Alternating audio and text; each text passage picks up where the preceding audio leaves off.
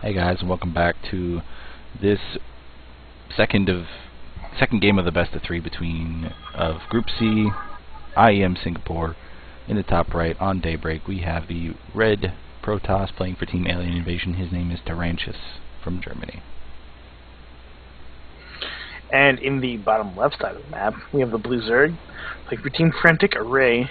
His name is Ninja. Frenetic. Shut up. You're forgetting that extra freaking syllable. Yeah, syllables are bad for me right now. Anyway, Frenetic Array is an Australian team. And this SCA server, they've got a lot of strong players that no one really knows about because, well, SCA is not featured very often in StarCraft 2.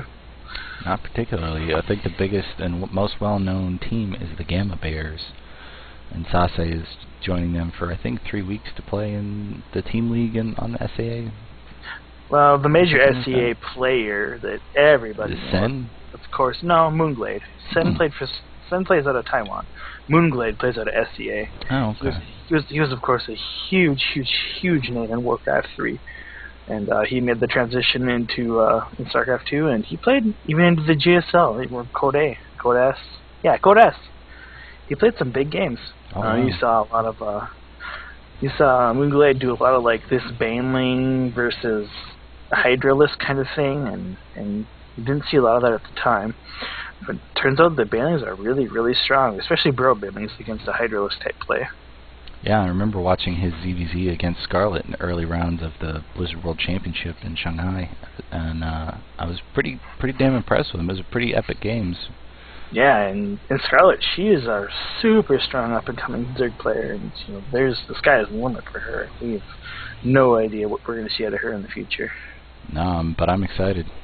Even with the Zerg nerf, Infestors are still going to be pretty darn strong because if you get the timing down, then that projectile will be an almost instant cast as well. So it won't be such a big deal. But we see very standard, pull in the hatch and cybercore building with one gas out of both players, so respectively. And we'll see what they do after. I'm not sure. I have the replay timer minimized, so I didn't get to see the time of the game, so I'm excited to see what happens. Yeah, adds a little bit of suspense. The Ninja, he's taking a little bit early of a gas for a Zerg player, but I mean that could just be attributed to a safety type thing. He doesn't want to get beat out by any kind of early aggression from the Protoss player. He'll be able to get Zergling speed and move in straight into roaches when he needs them. Do you think he's going to go for that quick third again, or is he going to play off a more sane 2-base to start with until he gets a couple units out, do a little push, and then put up a third behind it? I think we'll see him start his tech a little bit, and then as soon as he feels comfortable with what he's got, he'll move straight into that third base. Zerg players, they really need at least 3 bases to get any kind of an army going against, well, Protoss or Terran. They really need 3 bases. It's just kind of the way Zerg is in this game. I don't know, man. I've seen some very powerful roach pushes, but they do have to kick in before the timing of the Protoss, be it upgrades or, depending on the build, a late warp gate. But we do see some minor aggression coming from Tarrantius, and he's going to just back out in the way of that third base just to see if there's anything there. Oh, I guess he's not. He's just regrouping. Expanding a little bit on what you said, the Zerg players, they have the option of going to the 2-base. If they do 2-base, it's usually of like a Roach +1 attack with like either Nidus Worm or like a Spire, like a really fast Spire. But if we were going to see Spire play, we'd see a lot more gas coming out of the Zerg player. And I don't know. I think we're going to see a 3rd base out of them. I think Ninja's accidental supply block is really costing him right now. He was unable to reinforce with all those Zerglings, and this second Stalker came in just ripping up some of the remainder of the Zerglings, and there's 14 coming out on the map right now. Wait, there's another queen. Oh, he's going to snipe it. Yeah, he's going to get it. Oh, that's really good damage for some really early pressure from the Protoss player. You don't see that do that much damage very often. This is going to put the Protoss player in a really good spot in this game. And he certainly capitalized on Ninja's accidental supply block and has finished his wall off at home with a number of sentries and a photon cannon coming behind it. You know, when we see this kind of wall off, I'm really kind of anticipating some Stargate play, but he doesn't have the gas to support it right now. No, this is just a good old-fashioned safe wall. He's using the sentries in place of like a photon cannon. This wall, it was made a little bit later than like say a Standard Forge fast expanded, but it's going to be nice and safe against any kind of Zergling pressure. You'll just be able to use sentry force fields or his zealots to block that little entrance there. And we see Ninja making up for his mistake by taking that third base right now in the 9 o'clock position, and the Zerglings are just staying outside, excuse my yawn, Tarrantius base. Yeah, he's going straight into 3 bases. I think that before too long, with his Evo chamber, he's going to go into lair, and there's the lair starting right there. He's going to want to get his upgrades going, and possibly into some upgraded roaches with some speedling and possibly even burrow movement. These are just such strong upgrades to deal with the Protoss army. If you can get roaches to burrow and move underneath the Protoss army without any observers around, you'll be able to get good surrounds and do really, really good damage. Now we see another 3 gates coming out, making a total of 6 gates for Tarrantius. Now that's an interesting play. I think Ninja, from what we saw last game, and this is the only game I've ever seen of him, he's going to go for that 3rd base, early 4th, into the high gas late game prep already, but it looks like there's going to be some more aggression coming out of Tarrantius right now. Yeah, like you said, if that's the case with the Zerg player, Tarrantius, he's gonna be able to hit this really strong attack. He's going to be spotted attack right by these Zerglings. With all these gateways coming in, and he already has +1 just finishing. But the Zerg player, he's not going to take that for granted. He has 13 roaches coming in. With 13 roaches plus burrow plus movement speed, he's gonna have a strong army on the field for the time being. As long as these roaches get there in time to defend, this is a really strong attack coming in on the 3rd base of our Ninja. It's really going to boil down to some, you know, frenetic force fields, pun intended, just to keep these roaches off point and not having a good concave. Look at that, he's split them up perfectly, taking them down in minor groups one at a time, and Tarrantius, he has a lower supply right now, but he has a very strong reinforcing army coming in with zealots, stalkers, and plenty of sentries right now with very few force fields left. He will be able to get this 3rd base, though, if he keeps pushing. With 8 sentries and all those force fields available, they completely negate the effect of Zergling. And with the roaches just starting to spawn, they were not there in time to defend this 3rd base. And that huge orphan as zealots completely scared off the roaches. Go ahead. It's going to put the Zerg player in a really bad spot. He absolutely needs to counterattack, and if he can't counterattack with what he has, plus what he can reinforce with at this moment, he's going to be really, really behind in this game. But I don't know. I mean, at the same time, Day9 says that the biggest mistake people do all the way up into Masters and Grandmasters is they attack right when they feel like they're on the back foot, and they actually are on the back foot, having lost that 3rd base. He's got a huge supply in roaches, but roaches are they're a huge supply unit, and that's a nice wall off full of pylons, but it looks like he's supply blocking himself right now, Tarrantius says. He's getting his 3rd base right up really quickly, and that's going to really, really be a boon to him if he can defend that base until it gets up and producing minerals for him. At the same time, he has got his army out in front of the Protoss base, and he took down the Forge already, and he's just poking with whatever he can get at. And there you go, see some little bit of burrow action here. That's a great use of it. He's getting some regen going, and with that photon cannon dead, you know, his units, they can't be seen when they burrow, and they just sit there and they regen.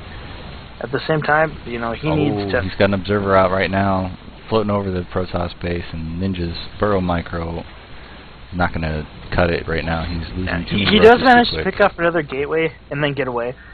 He did not have nearly enough units to take on that many stalkers. There were way too many stalkers there for him to deal with that many roaches. He did and pull off that upgrade kill, but we see 2 forges coming down to replace it right away, and then it's actually going to put Tarrantius a little bit further ahead upgrade-wise when he gets both of these running at full capacity. Yeah, I would be too surprised to see Ninja step into a 4th base here and get all of his gases going and just keep his upgrades rolling, keep his tech rolling, and he needs to move ahead with his economy here if he wants to have a chance of finishing this game out.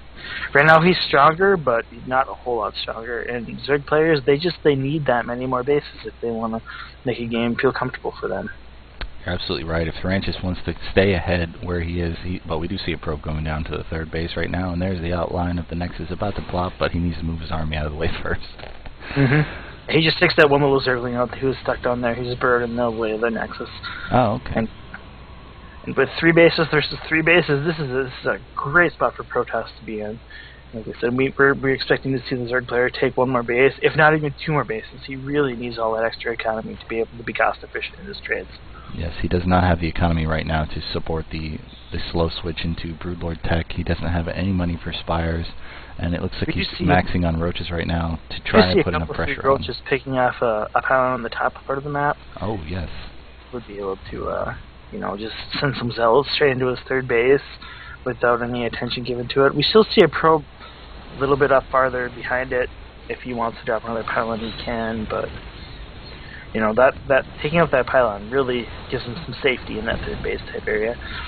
We're going to be seeing before too long, some spine crawlers in that area to keep Zealot attacks out of there. These tunneling claws usage is very impressive, but he didn't use them to the well. Like, he should have split those up into multiple groups and had them moving in independently, having the one group attack while the other one was able to move in. Not all of the groups needed to go forward. See, he did it again. Right now he's just losing too many Roaches to being picked off while they're burrowed, and he's not going to be able to snipe this 3rd Nexus like he had the complete opportunity to do during those first 2 force fields that divided his army in half. Why does he keep doing that? He knows there's an observer there, and he's just going to lose his entire army and put Tarrantius right on that front foot. Yeah, he went from being up by 50 plus supply to being up by maybe 10. Tarrantius being able to warp in units to reinforce this, he took a huge battle there trying to take out that 3rd base, and Ninja, he did not do anything over there. All he did was lose a whole bunch of supply worth of Roaches. And right now he's throwing in even more on that side of the map. What is he planning on doing with these things? I mean, if he runs up to the 3rd, yes, you can burrow, but the Protoss will completely expect it right now, and he's moving his observer-guarded army up forward. He's going to completely see these moving in right now, and Ninja, just go home, man. At the same time, we see a whole bunch of Zerglings burrowed in the middle of the map doing absolutely nothing. That's that 1A right there. Yeah, he tried to divide the army a little bit of the Protoss, but he didn't manage to do anything.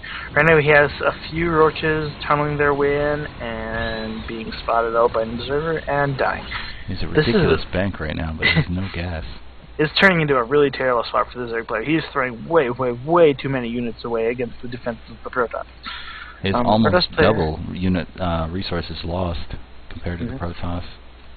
Yeah, the Protoss player, at the same time, he has his 3rd base up and running. He is happy with upgrades. He is carrying on with defense. He's got a few Immortals being mixed into the army. Against this pure Roach army of Ninja, he is getting completely good. Immortals are so strong against Roaches.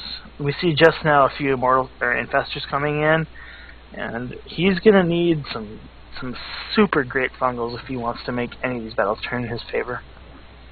Now we see Tarrantius coming across the map, the German player having more supply than the Zerg, which is never ever ideal, and the 5th base of Ninja is going to be hit by this pylon from Tarrantius, and it's just going to be taken out. Or not. I guess those 4 Zealots decided to, hey, why the fuck not? He's going to walk by that morphing and hatchery. He's going to try to get go for the 3rd.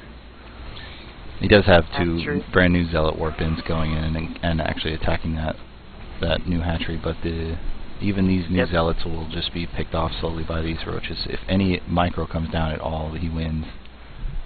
I didn't see if he got the cancel off on that 5th. He did get the cancel. That's what Tarrantius is really trying to just divide his attention to the point where he could kill that hatchery without getting it canceled. But that's a really really hard thing to do in this game because canceling bases that are in duress is really a very basic skill that players pick up really early on. Now there are a ton of infestors, but I don't think there's enough support units right here for Ninja to be able to attack this immortal heavy army. There are 4 of them in there and 3 Archons and great force fields blocking off all of these backwards roaches, and there's no huge amount of infested Terrans coming in, and Tarrantius is just melting away Ninja's forces right now. You can just see his supply drop. Some Desperation Lings coming in, being morphed right away, but he's going to absolutely get this 4th base. And Ninja at the same time, you see him dropping a Spire, but no hive at the same time, so he was planning on... Well, there's the GG anyway. There's the GG. So who knows what he was planning, but either way, it wasn't going to work for him. Let's hope Ninja doesn't bring the bad decision-making he had in this game to the 3rd one, and we have yet another interesting game like we had in the 1st game. So from Chaotic TV, we're going to jump right into Game 3 right now. We'll see you very soon. Cheers.